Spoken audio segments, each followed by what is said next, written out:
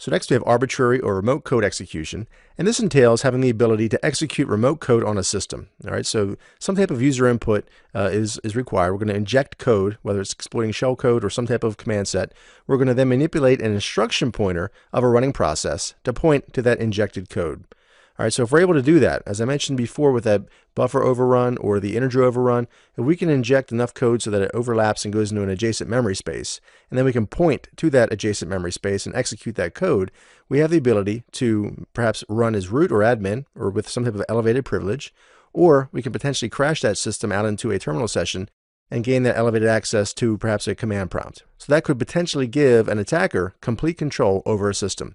So arbitrary and remote code execution is very problematic, something that we have to make sure that we guard against whenever possible. Again, through testing our applications, through fuzzing a system to make sure that no specific set of random characters or random input is going to crash the system. And then when things do crash or things do behave unexpectedly, it fails gracefully. So as we know, if an attacker is able to get elevated privileges, right, through a arbitrary or remote code execution, it's a very good day for them, right? They're able to do pretty much whatever they want to with full access to that system. So we want to guard against this whenever possible. Okay, in this module, we covered three main areas. We covered scripting and injection attacks. We covered buffer overflow attacks, whether the buffer overflows or integer or overflow attacks. And we also covered things around arbitrary and remote code execution. So I hope this video was informative for you.